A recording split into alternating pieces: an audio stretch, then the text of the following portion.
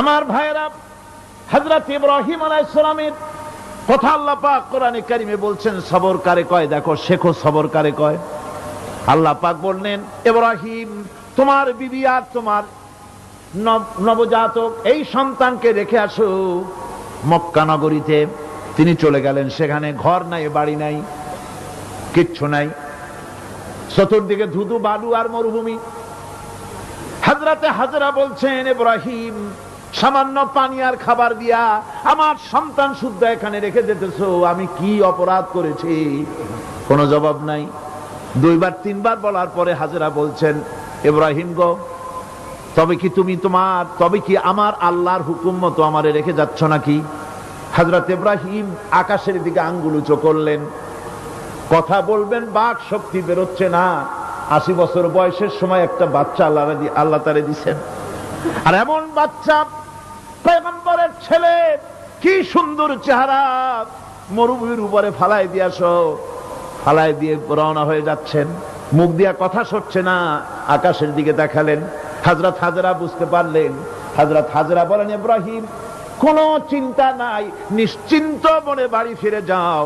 আমি আমার আল্লাহর উপরে এতটা ভরসা করে আল্লাহর হুকুমে যদি আমার এখানে রেখে যেয়ে থাকো, ওই আল্লাহ পাক আমাকে আর আমার কলিজার টুকরা ইসমাইলকে পানিতে আর খাবারে মারবেন না, অবশ্যই তিনি ব্যবস্থা করবেন।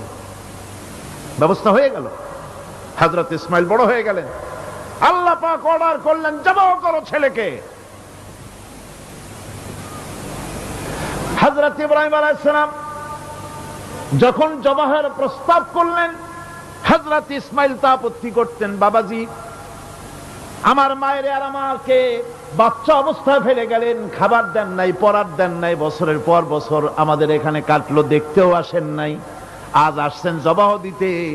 এটা কেমন কথা? কি ধরনের বাপ আপনি? এরকম বলছে নাকি? এরকম বলছে? হযরত ইব্রাহিম আলাইহিস সালাম প্রস্তাবটা কিভাবে পারলেন? আল্লাহ পাক কোরআনে কারিমে দৃষ্টান্ত রেখে দিয়েছেন।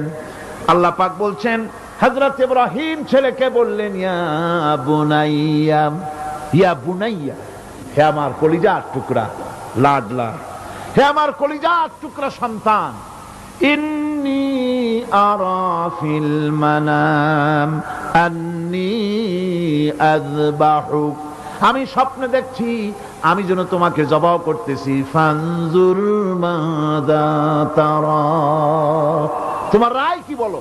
আমি তো স্বপ্নে দেখছি যে আমি তোমার জবাহ করতেছি, এখন তোমার রায় কি, তোমার মত কি? হযরত ইসমাঈল আলাইহিস সালাম শুনিয়া দিলেন দৌড়, নাকি না?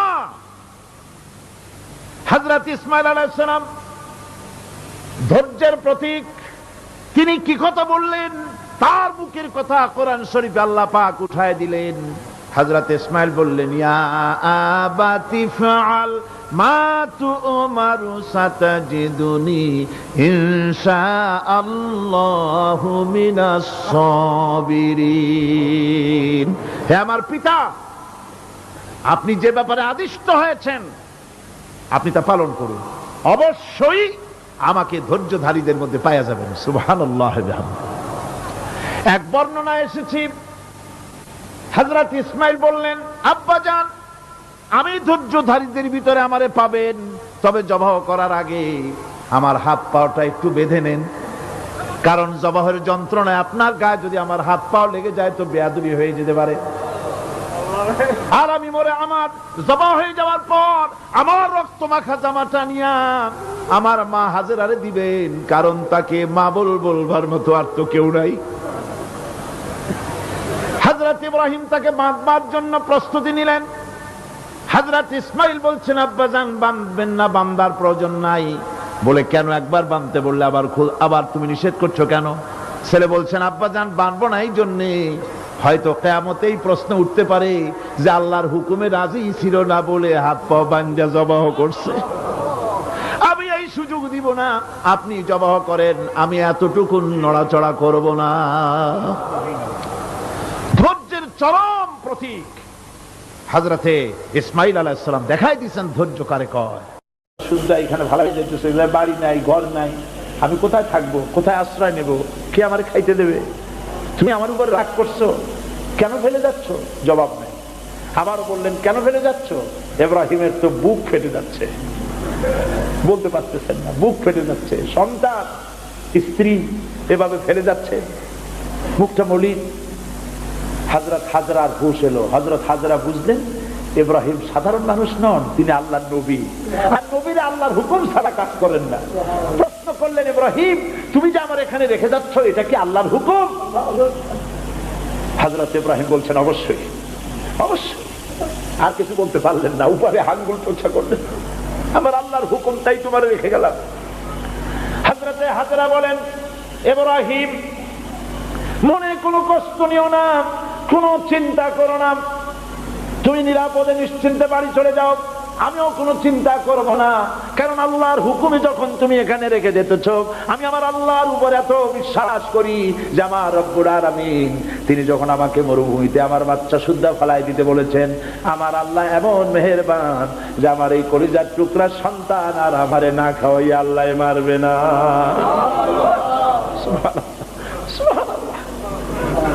হযরতে হাজরা পানির জন্য দৌড়দৌড়ি করলেন। সাফা মারোয়া আপনারা জানেন, সব জানা কথা, সাফা মারোয়া দৌড়িয়ে দৌড়ি। এই যে পানির জন্য হাজরা দৌড়াইলেন, আল্লাহর কাছে খুব নাপছন্দ হয়েছে নাকি?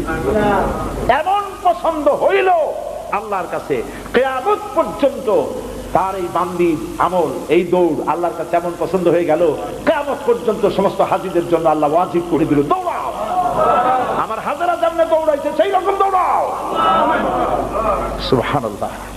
ইসমাইল না খেয়ে মরছে, পানির অভাবে মরছে।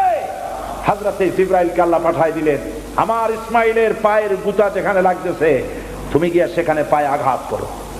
হযরতে জিবরাইল পায়ের আঘাত করলেন, সেখান থেকে পানি ছিটকে বেরিয়ে চলে আসলো। জমজম, থাম থাম। হযরতে হাজরা এসে দেখেন পানি চিকচিক করতেছে চতুর্দিকে, পানি থামানো যায় না, চতুর্দিকে পাথর দিয়ে বেড়া দিতে, তাও থামে না। তারপরে তিনি বলছেন জাম জাম, মানে থাম থাম। পানি থেমে গেল, কিন্তু পানির উৎস থামলো না। সেই পানি পৃথিবীর কোটি কোটি মানুষ আজ পান করে, লক্ষ লক্ষ মানুষ এই পানি দিয়ে গোসল করে, উযু করে। লক্ষ লক্ষ গ্যালন পানি প্রতি বছর সারা দেশে ছড়িয়ে যায়, মক্কায় যায়, মদিনায় যায়, জেদ্দায় যায়, সমস্ত জায়গায় যায়। দরিয়া ফুরায় যাওয়ার কথা, কিন্তু কুয়া ফুরায় না। সুবহানাল্লাহ। আল্লাহর কুদরত কাকে বলে? এগুলো কি কপাল পোড়াদের কিসমতে হবে? কপাল পোড়াদের কিসমতে হবে? আল্লাহ পাক ইমানদার মুমিনদের জন্য সমস্ত নিয়ামত রেখে দিয়েছেন। আল্লাহ পাক বলেছেন ফিহা আয়াতুন বায়্যিনাত, অসংখ্য নিদর্শন।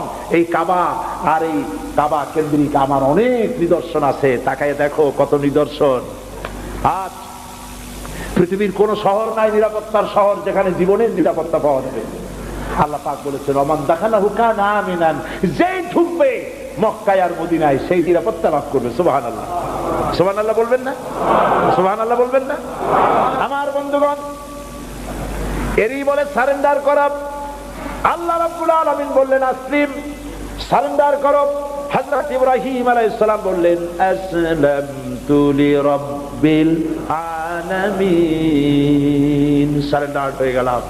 সারেন্ডার হয়ে এক পরীক্ষা পাস করলেন, আরো এক পরীক্ষায় দুটা পাস করছেন কিনা? সুবহানাল্লাহ। এবার 3 নম্বরের পরীক্ষা, 3 নম্বর। ছেলে এবার বড় হয়েছে, নাদুস নুদুস চেহারা, সুন্দর। সুবহানাল্লাহ, নাদুস নুদুস চেহারা, জ্ঞান হয়েছে। এবার যাও ছেলেকে জবাব করো। সুবহানাল্লাহ। একটার পর একটা মারাত্মক অগ্নি পরীক্ষা, ছেলের জবাব করো। হযরত ইব্রাহিম আলাইহিস সালাম বলছিলেন যে আল্লাহ এই রকমের কঠিন পরীক্ষা তুমি আমারে বানাইও না। বলছেন না। আমার মা বোনেরা, আমার ভাইয়েরা লক্ষ্য করেন, হযরত ইব্রাহিম ছেলেকে প্রশ্ন করলেন, তারে বললেন পরিষ্কার, আল্লাহ আমাকে অর্ডার করেছেন ইন্নী আরা ফিল মানাম আন্নী আযবাহুক, আমি স্বপ্নে দেখেছি আমি তোমাকে জবাই করতেছি, বলো তোমার অভিমত কি? ফানজুর মাযা তারা, বলো তোমার অভিমত কি? হযরত ইসমাইল বলতে পারতেন আপনি আমার বাবা, আমার মায়ের শুদ্ধ করে ভালাই দিয়ে গেছেন, বছরের পর বছর খাবার দেন নাই, পরার দেন নাই, খোঁজ খবর নেন নাই, আজকে কোন অধিকারে আপনি আমাকে জবাই করতে এসেছেন? বলতে পারতেন না? তিনি কি তা বলেছেন? না। এর নাম মুসলমান। চিল্লায় বলেন সুবহানাল্লাহ। এর নাম মুসলমান। আল্লাহর হুকুমের সামনে মাথা নত করে দাও। হযরত ইসমাইল কি জবাব দিলেন? হযরত ইসমাইল বললেন, ইয়া আবাতি ফাআল মা তুমারু সাতাজিদুনি ইনশাআল্লাহু মিনাস সাবিরিন। হে পিতা, আপনি স্বপ্নে যে ব্যাপারে আদিষ্ট হয়েছেন, দেখেন ছোট্ট মানুষ কিন্তু তিনি কথা বললেন না যে আপনি স্বপ্নে যা দেখছেন তাই করেন। তিনি বললেন কি, আপনি স্বপ্নে যে ব্যাপারে আদিষ্ট হয়েছেন আপনি তা পালন করুন। ছেলের এই জ্ঞান হয়েছে আমার আব্বা আল্লাহর পয়গম্বর, আর পয়গম্বরেরা নিজের ইচ্ছায় কিছুই করে না, আল্লাহর হুকুম। আপনি আমাকে ধৈর্যধারীদের মধ্যে পেয়ে যাবেন, আমাকে ধৈর্যধারী পাবেন। আমি ছটফট করবো না, দৌড় দেব না। তবে আমার আব্বা তিনটা কাজ করেন।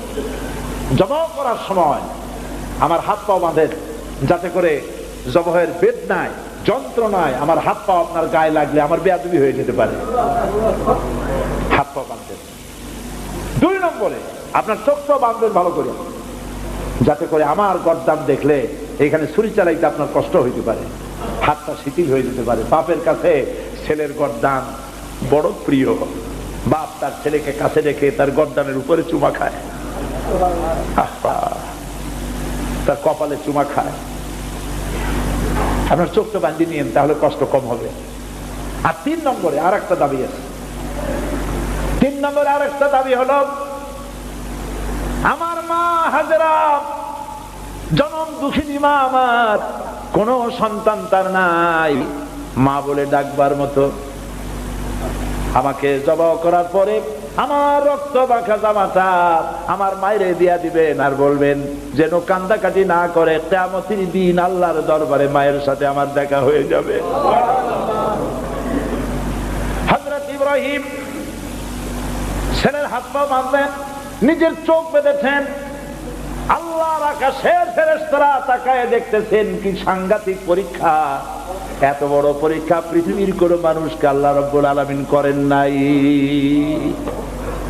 কি কঠিন পরীক্ষা! নিজের ছেলের গলায় ছুরি চালানো বাপের পক্ষে কি সম্ভব? হযরত ইব্রাহিম আলাইহিস সালাম কোরআনে কারীমের মধ্যে রব্বুল আলামিন সুন্দর করে বলেছেন, ফালাম্মা আসলামা ওয়া তাল্লাহু লিল জাবিন। বাপ বেটা দুজনে রাজি হয়েছে, ছেলেটারে কাট করিয়া ছুরি ধরছে, ছুরি চালানো শুরু হয়ে গেছে। আল্লাহর কি ইচ্ছা আছে ইসমাইল জবাই হয়ে যাক, আল্লাহর ইচ্ছা পরীক্ষা করা। আর ইব্রাহিম আলাইহিস সালাম পরীক্ষার রেজাল্ট জানেন না, ঠিক কি না? ছেলে জবাই হবে কি হবে না এটা কি জানা আছে? তার জানা আছে জবাই হবেই। শক্তভাবে ছুরি চালাচ্ছেন, কাটে না, গলা কাটে না। এরপরে আল্লাহ রাব্বুল আলামিন, আকাশের ফেরেশতারা কাঁদতেছে এই দৃশ্য দেখে। আল্লাহ পাক দুম্বার ব্যবস্থা করে দিলেন। দুম্বা ইসমাইলকে, হযরত ইব্রাহিমের তো চোখ বাঁধা, ইসমাইল আলাইহিস সালামকে সরাইয়া দুম্বার সামনে দিয়েছে, দুম্বা জবাই হয়ে গেছে। আল্লাহ রাব্বুল আলামিন হযরত ইব্রাহিমকে শোনায় দিলেন, ওয়ানাদাইনাহু আইয়া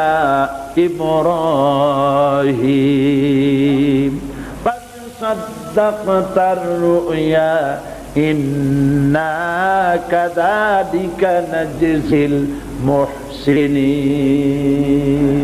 আমি ইব্রাহিমকে দেখে বললাম, ইব্রাহিম তুমি তোমার স্বপ্নকে বাস্তবে রূপ দিয়েছো, আর আমি এইভাবে করে মুহসিনিনদেরকে পুরস্কৃত করে থাকি। সালামুন আলা ইব্রাহিম। ইব্রাহিমের উপরে আল্লাহর শান্তি নাজিল হোক। কিয়ামত পর্যন্ত পৃথিবীর কোটি কোটি মুসলমানেরা নামাজের মধ্যে ইব্রাহিম আলাইহিস সালামের জন্য দোয়া করবে। সুবহানাল্লাহ। দোয়া করেন না আপনারা? কোন সময়? দরুদের মধ্যে। দরুদ কিয়ামত পর্যন্ত দোয়া করো, তোমার নেতা, তোমার জাতির পিতা।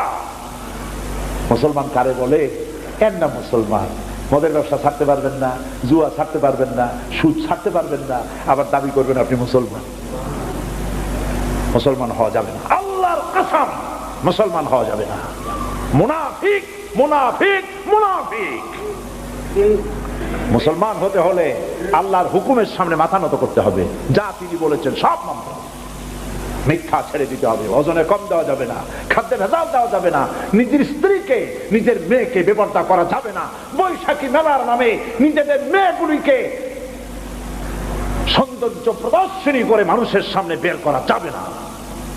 এর নাম ইসলাম। এর নাম কি? এই ধরনের মুসলমান হইতে পারবো আমরা? হইতে পারবো? এই ধরনের মুসলমান হইতে রাজি আছি? কারা কারা রাজি?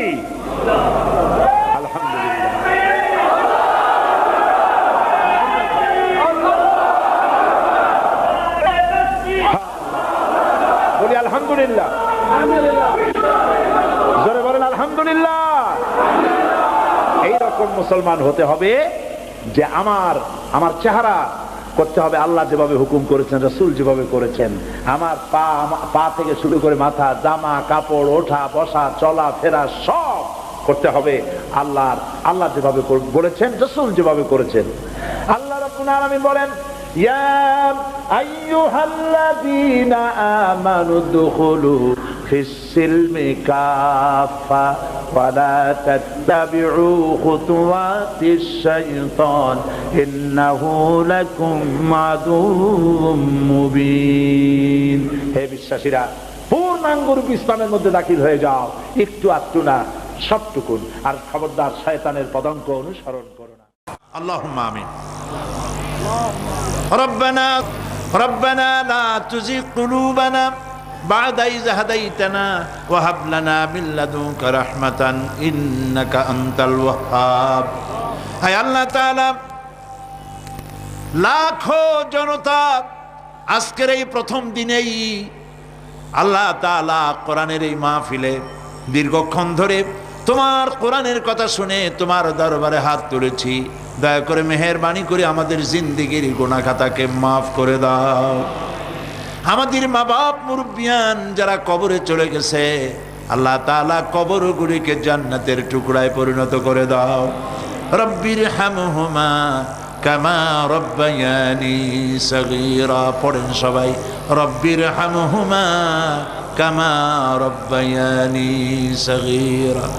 আয় আল্লাহ তাআলা, আমাদের এই বিবি বাল বাচ্চা যা দান করেছো সবগুলিকে দিনদার বানাও, ইমানদার বানাও, নামাজি বানাও, পরেজগার বানাইয়া দাও। রব্বুল আলামিন, যেই পরকালের কথা, কিয়ামতের কথা আলোচনা করলাম, সেই কঠিন হাসরের ময়দানে যেদিন পায়ের নিচে হবে তামার মতো মাটি, আর মাথার উপরে প্রকাণ্ড সূর্যের তাপে গুনাহগারের মাথার চান্দি ফেটে গিয়া মগজগুলি গলে গলে নাক কান দিয়ে বেয়ে পড়তে লাগবে। জিহ্বাটা পানির পিপাসায় কুকুরের মতো ঝুলে নাভিস্থল পর্যন্ত পড়ে যাবে। ময়দানে সাড়া পড়বে, পানি পানি বলে। আল্লাহ তাআলা ওই দিনে তোমার হাবিবের হাতের কাউসারের পেয়ালা আমাদের নসিব করে দিও।